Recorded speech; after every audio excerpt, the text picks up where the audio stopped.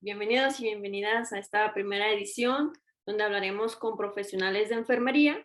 Les platico que esta es una iniciativa aparte de lo que comúnmente realizamos en el canal de Nurse Student, ya que básicamente es académico. Entonces aquí vamos a tener un diálogo relajado, sencillo, con grandes invitados, invitadas del área de la salud. El día de hoy tengo el gran honor de presentar a este primer profesional, el cual abrirá esta sesión, una persona de lujo, la cual agradezco profundamente su tiempo, disposición y colaboración para estar el día de hoy con nosotros y compartirnos su gran labor, la mentoría, el liderazgo con el que sigue formando a los profesionales y futuros colegas. Hoy vamos a hablar de la inteligencia emocional para disminuir el burnout. Él es Isidro Parada, enfermero, experto en gestión de equipos y coaching. Lleva casi 30 años dedicándose a la enfermería y mayoritariamente al asistencial. Durante más de 10 años se dedicó al mundo de la gestión, desempeñando el puesto de supervisor de la unidad del Hospital Ramón y Cajal de Madrid. Y pues nada, bienvenido y muchas gracias por aceptar esta invitación. Muchas gracias a ti por la invitación y un honor el ser el primer invitado profesional que llega a tu canal. Y nada, pues encantado de poder compartir conocimientos y experiencias con compañeros de todos los lugares del mundo. Así que el placer es mío. Gracias. Entonces, me encantaría hacer una serie de preguntas para irnos introduciendo al tema. Y pues bueno, primero quisiera preguntarte, Isidro, ¿qué es la inteligencia emocional y qué relación guarda con el burnout? Pues mira, me parece un tema muy interesante, sobre todo por el impacto que tiene tanto en los profesionales como en el cuidado de los pacientes. Y me gustaría empezar hablando primero del síndrome de burnout. Hay una definición clásica de Jackson y McClellan que nos dice que es un proceso progresivo de pérdida de preocupación, ¿vale? Y de impacto emocional, que nos lleva a una deshumanización. En esta definición que hacen estos profesionales hay tres aspectos muy importantes que van a terminar repercutiendo y pueden llegar a repercutir en el cuidado de nuestros pacientes.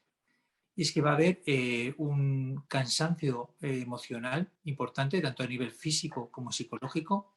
Va a haber una tendencia a la despersonalización que conlleva actitudes negativas hacia las personas que se encuentran en nuestro ambiente laboral.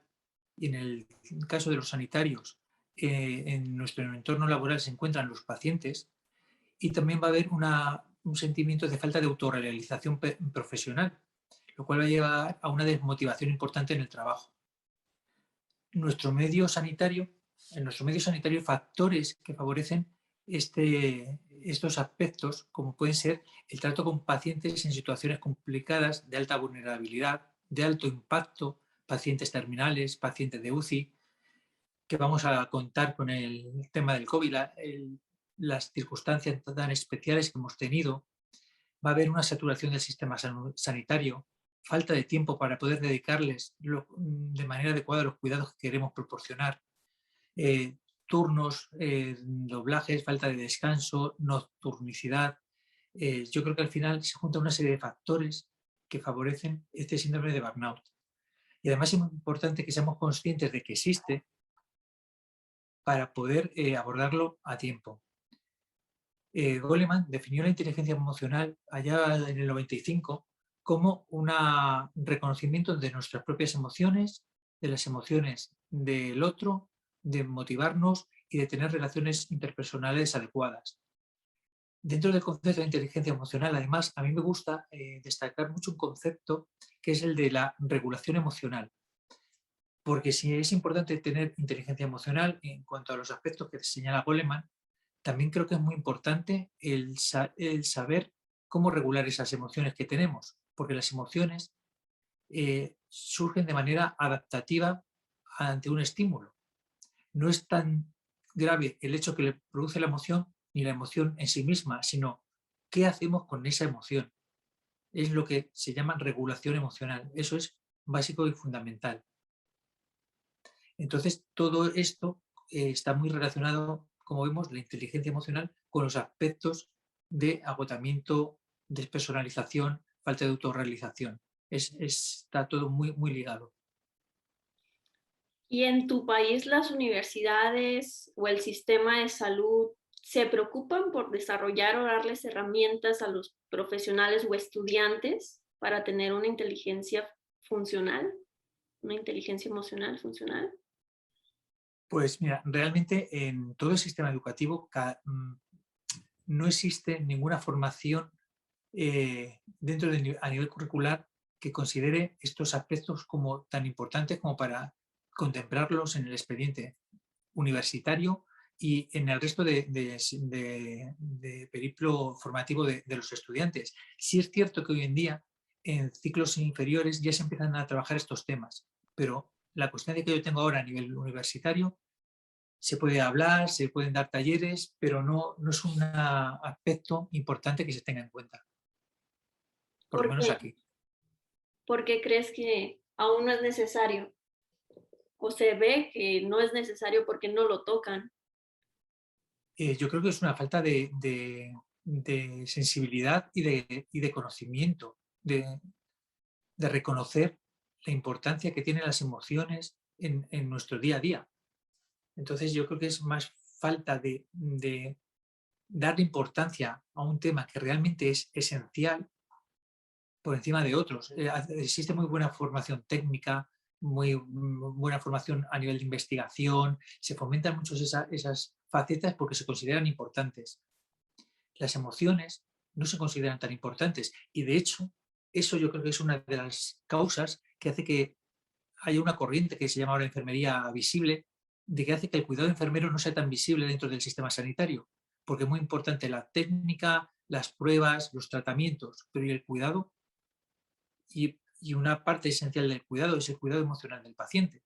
Entonces, yo creo que va todo ligado como un problema cultural general en la sociedad, no solo de las universidades, de que no sean importantes o que en los programas universitarios no se desarrollen estos aspectos.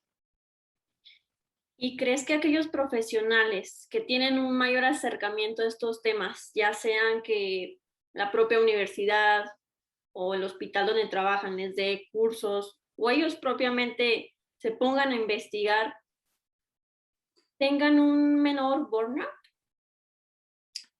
Bueno, los autores que antes comentaba se basan en muchos estudios que dicen que efectivamente un mayor nivel de inteligencia emocional, de regulación emocional, influye directamente en un menor impacto del síndrome de burnout. Y bueno, si partimos de que el ser humano es un ser emocional que razona, podemos llegar a ver el impacto que tiene esa inteligencia emocional en la gestión de nuestra vida en general. Porque al final, si todos actuamos desde un estado emocional, el resultado de nuestros comportamientos depende de la calidad de nuestras emociones. Entonces me parece que es un tema básico que evidencia existe en favor de lo que estamos comentando, que existe una menor incidencia de burnout y por tanto va a haber una mejor asistencia en nuestro ámbito sanitario con los pacientes. Y bueno, es cuestión como siempre digo, de ser consciente de la importancia que tiene, porque además la psicología cognitiva nos habla de que su paradigma de trabajo es que los pensamientos generan emociones y las emociones nos generan comportamientos, con lo cual yo creo que hay poco más que hablar, es ser consciente y potenciar este tipo de formación de inteligencia emocional. Y en pandemia, ¿cómo se puede tener una inteligencia emocional?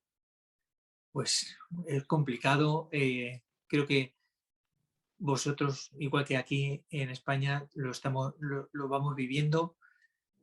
¿Y cómo se puede hacer? Pues mira, yo creo que lo fundamental en temas de inteligencia emocional es ponerle nombre a lo que sentimos, ponerle el nombre adecuado y poder tener la capacidad de expresarlo. Eso me parece que es lo esencial. Otro aspecto que habría que destacar sería el poder compartirlo. compartirlo tanto con compañeros de trabajo como con nuestro círculo más próximo, que tenemos todos en familias, amigos, para poder sacar fuera esas emociones. Otro aspecto que sería importante para gestionar estos aspectos en época de pandemia sería desconectar. Cuando salimos del trabajo, desconectar de tanta información negativa que nos sigue bombardeando. Hacer actividades que nos conecten con las cosas que nos gustan, con nuestros hobbies, que nos permitan relajarnos.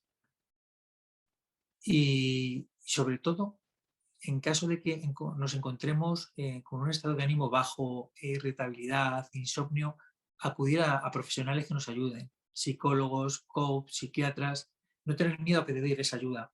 No es más débil el que muestra sus emociones. El mostrar nuestras emociones es signo de fortaleza. Yo creo que es mucho más débil el que las oculta detrás de una coraza. Y además, si tú las ocultas, tienes el problema del burnout, porque esas emociones te van a terminar sobrepasando. Esos son así como unas pinceladas generales que creo que nos pueden ayudar. Y en nuestra profesión siempre estamos acompañando al paciente, desde que nace hasta que fallece. A veces a mí aún no me toca un trato como tal directo con pacientes, pero hemos escuchado, visto, hemos vivido, ¿no? Como tal en una doble experiencia, por así decirlo, mediante nuestros profesores que nos comentan sus motivadoras, podría decir, historias que pasan en el hospital. Sin embargo, a veces como que mezclamos sentimientos, esa empatía que sentimos, el ponernos en los zapatos del paciente, de los familiares, podemos llegar a caer en una afectación, ¿no? Por alguna pérdida a lo mejor del paciente o algo que le suceda. ¿Cómo evitar eso? ¿O qué hacer cuando ya estamos ahí y nos entrelazamos en esa situación? Bueno, yo creo que lo primero que tenemos que hacer es a nivel individual, cuando nos enfrentamos a una situación así, reconocer qué emoción nos produce. Yo creo que eso es básico para poder trabajarlo a nivel individual. Porque en esas situaciones que tú estás comentando son situaciones de máximo impacto y nos ponen en contacto con la vulnerabilidad de las personas. Yo creo que en ese momento, si tú no lo tienes trabajado previamente, va a ser difícil. Pero bueno, como tampoco tenemos la formación adecuada que nos dice, bueno, en estos casos podrías hacer esto, pues la situación se complica más. Creo que hay que saber un poco unas pautas mínimas de actuación. A un paciente en una situación terminal, tú no le puedes decir, bueno, aquí no pasa nada, mañana te vas a poner bien. Todo paciente que se va a morir sabe que se va a morir. Y si tú consigues conectar con él, y yo creo que la enfermería en eso estamos en primera línea con el paciente, y puede tener esa confianza de poder contarnos esos sentimientos, esas emociones que le produce esa situación, yo creo que es muy sencillo. Simplemente hay que tener presencia con un silencio, un contacto físico, y si hay que verbalizar algo es entendiéndoles lo que nos comentan y poniéndonos a su disposición para ayudarle en todo lo que podamos. Yo creo que es lo fundamental. No tenemos que buscar soluciones, no tenemos que evitar las situaciones, simplemente hay que estar, hay que ponerse a su altura, a la altura de sus ojos, y lo que comento, el contacto físico y simplemente pues lo que nos pidan. Si nos piden que se lo contemos a la familia, si nos piden que no quieren tener sufrimiento, todo lo que nos pidan, pues ayudarle con una predisposición activa, porque yo creo que es fundamental. El negarles la situación no nos va a llevar absolutamente a nada, sino a crear un silencio que nos va a producir una barrera con el paciente. Y yo creo que enfermería tiene que hacer eso, cuidar emocionalmente del paciente y acompañar en momentos donde hay momentos que no se puede curar, pero sí se puede acompañar. Muy bien. Y ya para finalizar, la última serie de preguntas, ahorita queda una actividad de cierre. ¿Qué consejo le darías a un estudiante, me voy a ir, Para ante estas situaciones, ya sabemos que conocer nuestras emociones o ponerle nombre, como usualmente acá en México, vemos muy poco de lo que es liderazgo que tú te dedicas, inteligencia emocional y temas aledaños. ¿Qué consejo le darías al estudiante que quiera aprender más sobre ello para poner límites y no le afecte la situación? Pues las soluciones, no hay recetas mágicas. La inteligencia emocional, la regulación emocional, la gestión emocional, le podemos poner el nombre que queramos, es un proceso de aprendizaje personal. Y cada uno tiene que empezar a buscar formaciones, talleres, leer libros, para coger su propia caja de herramientas. Entonces, eso es lo esencial, saber que no lo que le funciona a otros nos puede funcionar, nos tiene que funcionar a nosotros. Y es un proceso de búsqueda activa, ya que no nos dan esa formación sin ser consciente de la importancia que tiene en nuestra vida. Quien no gestiona sus emociones no es capaz de liderar su propia vida, con lo cual es muy importante. A mí me gustaría hablar de un tema en este punto muy importante, que es el del autocuidado. El autocuidado a nivel profesional. El considerar que es un proceso de aprendizaje en el que tenemos que poner paciencia y cariño con nosotros mismos. Eso es esencial. El no ponernos a rumiar constantemente cuando nos enfrentamos a una situación en la que no hemos dado lo mejor de nosotros mismos, en la que creemos que nos ha superado, que nos ha desbordado. Y también es por lo que hemos hablado antes, es ponerle el nombre, expresarlo, compartir y, dado el caso, pues buscar ayuda, gente que nos enseñe sobre temas de inteligencia emocional, leer, que yo hay un libro que, si me permites, lo recomendaría, que es de una psiquiatra, que se llama Lo bueno de tener un mal día, Anabel González, que es muy práctico. Entonces yo creo que es a ahondar en ese conocimiento emocional, en esa inteligencia emocional. No conformarnos con lo que tenemos, porque en nuestra profesión, a nivel sanitario, vamos a vivir situaciones, límites muy intensas y que en un momento dado nos pueden desbordar. Isidro, quiero pues, cerrar el programa, primero agradecerte y agradecer a los que vieron este video, esta nueva cápsula, pero antes de cerrarlo, te voy a hacer una serie de preguntas o cortas o frases, alguna palabra puede salir por ahí, y es lo primero que se te venga a la mente, ¿ok? Muy bien. Entonces nos va a servir para conocer un poco más de ti. ¿Qué es liderazgo? Corazón. Corazón. No entiendo el liderazgo sin que sea una vocación de servicio y que esté enfocada a las personas. Inteligencia emocional. Autoliderazgo.